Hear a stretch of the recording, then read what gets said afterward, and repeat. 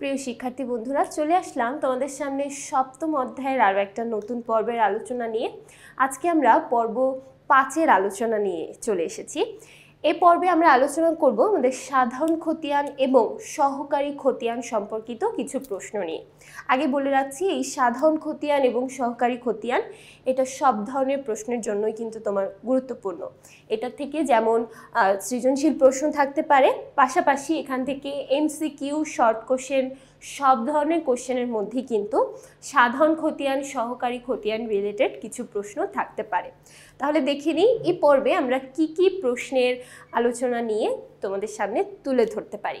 প্রথমেই যে প্রশ্নটা আছে সেটা হচ্ছে সাধারণ খতিয়ান কিভাবে প্রতিষ্ঠানের আর্থিক লেনদেনের সার্বিক চিত্র তুলে ধরে। সাধারণ খতিয়ান সম্পর্কে আমরা একটু প্রথমে জানি। সাধারণ খতিয়ানটা হচ্ছে একদম নর্মালি আমরা জাবেদার মধ্যে যে যে হিসাবগুলো পাই, যে যে ডেবিট অথবা ক্রেডিট সাইডগুলো পাই, ঠিক সেই ডেবিট বা ক্রেডিট সাইডগুলো নিয়েই যখন আমরা এক একটা হিসাব তৈরি করি, আলাদা আলাদা এক একটা হিসাব তৈরি করি, সেটাকেই বলা হচ্ছে সাধারণ খতিয়ান। যেমন একটা উদাহরণ দিলে সবচেয়ে ভালোভাবে বুঝতে পারবে। যেমন ধরো একটা ধারে বিক্রয় হলো, ধারে বিক্রয় হওয়ার সাথে সাথে আমরা দুইটা হিসাব পাই, একটা হচ্ছে দেনাদার হিসাব, আরেকটা হচ্ছে বিক্রয় হিসাব। তাহলে এই দেনাদার হিসাবের জন্য তুমি একটা খতিয়ান করলে এবং বিক্রয় হিসাবের জন্য একটা খতিয়ান করলে, এবং দেনাদার হিসাবের একটা উদ্বৃত্ত পাচ্ছ, বিক্রয় হিসাবের একটা উদ্বৃত্ত পাচ্ছ। এটাকেই বলা হয় সাধারণ খতিয়ান। তাহলে এখন আমরা এই প্রশ্নের উত্তরটা একটু জেনে নিই। সাধারণ খতিয়ান প্রতিষ্ঠানের প্রতিটি লেনদেন শ্রেণীকরণ এবং সংরক্ষণ করে। সাধারণ খতিয়ান মানে একটা প্রতিষ্ঠানে ঠিক যতগুলো লেনদেন হয়েছে প্লাস যতগুলো হিসাব তৈরি হয়েছে, প্রত্যেকটা হিসাবের জন্য আলাদা আলাদা একটা একটা করে উদ্বৃত্ত বের করা বা একটা একটা করে খতিয়ান তৈরি করা, এটা হচ্ছে সাধারণ খতিয়ান। এটি ডেবিট এবং ক্রেডিটের মাধ্যমে লেনদেনের প্রভাব প্রদর্শন করে। দুইটা আলাদা আলাদা সাইড থাকে, একটা ডেবিট একটা ক্রেডিট। তো এই ডেবিট ক্রেডিটের মাধ্যমে মূলত বুঝিয়ে থাকে সেই লেনদেনটা আমার কেমনভাবে প্রদর্শিত হচ্ছে বা সেটা প্রতিষ্ঠানের ওপর ঠিক কীভাবে প্রভাব ফেলছে। যেমন এখানে একটা উদাহরণ দেওয়া হয়েছে, বিক্রয় খতিয়ান থেকে জানা যায় মোট বিক্রয়ের পরিমাণ, আর এর মাধ্যমে প্রতিষ্ঠানের আর্থিক অবস্থার সার্বিক চিত্র পাওয়া যায়। এরকমভাবে তুমি শুধু বিক্রয় না, তুমি যদি নগদান হিসাবের খতিয়ান করো তাহলে তুমি বুঝতে পারবে যে তোমার প্রতিষ্ঠানে ঠিক এখন কতটুকু পরিমাণ নগদ অর্থ আছে বা নগদান হিসাবের উদ্বৃত্তটা ঠিক কতটুকু।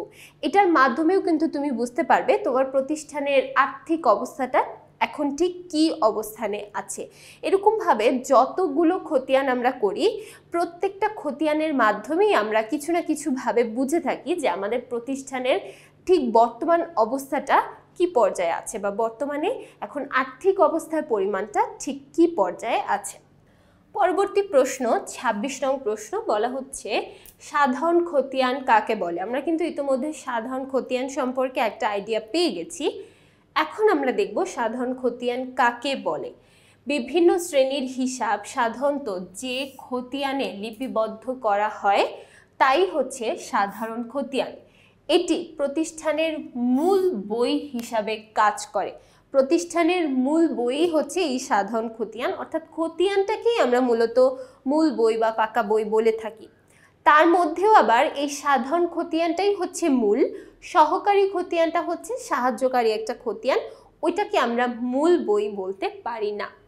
নগদান হিসাব, মূলধন হিসাব, ক্রয় হিসাব, বিক্রয় হিসাব, আসবাবপত্র হিসাব, দেনাদার হিসাব, পাওনাদার হিসাব ইত্যাদি সাধারণ খতিয়ান। এখানে সাধারণ খতিয়ানের কয়েকটা নাম লিখে দেওয়া হয়েছে যে কোন হিসাবগুলোকে আমরা সাধারণ খতিয়ান বলতে পারি।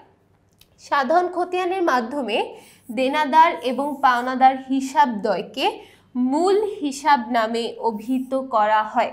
দেনাদার এবং পাওনাদার, আমরা যখন একটা ধারে ক্রয় করি সাধারণত দেনাদার পাওনাদার এগুলো তৈরি হয়, এবং এটাকে দেনাদার পাওনাদার অথবা প্রাপ্য হিসাব প্রদেয় হিসাব নামেই অন্তর্ভুক্ত করা হয় সাধারণ খতিয়ানের মধ্যে। তাহলে সাধারণ খতিয়ান মানে আমরা জাবেদাতে ঠিক যতগুলো হিসাব পাই প্রত্যেকটা হিসাবের জন্য আলাদা আলাদা একটা জের তৈরি করার যে ছক, সেটাই হচ্ছে মূলত সাধারণ খতিয়ান।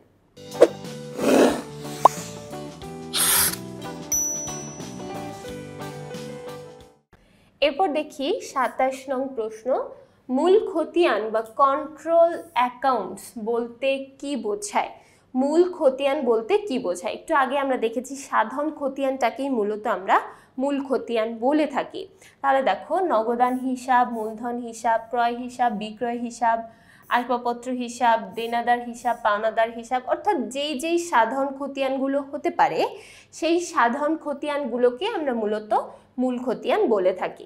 প্রতিষ্ঠানে একাধিক দেনাদার বা পাওনাদার বিদ্যমান, সাধারণ খতিয়ানের মধ্যে শুধু দেনাদার এবং পাওনাদার হিসাবদ্বয়কে মূল হিসাব বা কন্ট্রোল অ্যাকাউন্টস নামে অভিহিত করা হয়, কারণ দেনাদার ও পাওনাদার উভয় হিসাব দেনাদার বৃন্দ এবং পাওনাদার বৃন্দের সমষ্টি। এখানে যে কথাটা বোঝানো হয়েছে সেটা হচ্ছে, দেনাদার কিন্তু দেখো অনেকগুলো থাকতে পারে।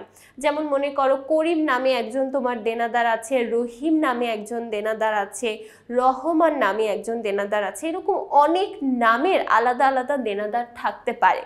সাধারণ খতিয়ানের মতে সবগুলো দেনাদারকেই আমরা দেনাদার হিসেবে এখানে কাউন্ট করব। সবগুলো দেনাদারকে একটা খতিয়ানের মধ্যে, দেনাদার হিসাব নামে একটা খতিয়ানের মধ্যে অন্তর্ভুক্ত করে আমরা টোটাল দেনাদারের পরিমাণটা বের করে থাকি। এটাই হচ্ছে মূল হিসাব, যেটা আমার পরবর্তীতে বিভিন্ন সময়ে বিভিন্ন হিসাবের মধ্যে দরকার পড়ে। এরপর চলে যাই পরবর্তী প্রশ্ন। 28 নং প্রশ্নে বলা হচ্ছে সহকারী খতিয়ান কাকে বলে। প্রথমে আমরা সহকারী খতিয়ানের জাস্ট একটা ধারণা নিই। সহকারী খতিয়ান হচ্ছে এই যে আমরা সাধারণ খতিয়ানের মধ্যে যে হিসাবগুলো পাই, যেমন দেনাদার এবং পাওনাদার হিসাব, তো এই প্রত্যেকটা দেনাদারের জন্য আলাদা আলাদা নামে যখন তুমি এক একটা খতিয়ান করবে, যেমন একটু আগে আমি বলেছি করিম, রহিম, রহমান, এই যে তিনটা নাম বললাম, তিনটা নামের জন্য যখন তুমি আলাদা আলাদা এক একটা খতিয়ান করছো, করিম হিসাব, তারপর রহিম হিসাব, রহমান হিসাব, এভাবে যখন আলাদা আলাদা তৈরি করছো, এটাকেই বলা হয় সহকারী খতিয়ান। অর্থাৎ প্রত্যেকটা দেনাদার বা প্রত্যেকটা পাওনাদারের জন্য যখন আলাদা আলাদা খতিয়ান প্রস্তুত করা হয়, সেটাকেই বলা হয় সহকারী খতিয়ান। তাহলে আমরা একটু প্রশ্নের উত্তরটা দেখে নিই। সাধারণ খতিয়ানের বাইরে প্রতিটি দেনাদার ও প্রতিটি পাওনাদারের জন্য স্বতন্ত্র খতিয়ান তৈরি করা হয়, যাতে করে নির্দিষ্টভাবে কোনো দেনাদার থেকে কত টাকা পাওনা এবং কোনো পাওনাদারের নিকট কত টাকা দেনা রয়েছে সহজে জানা যায়।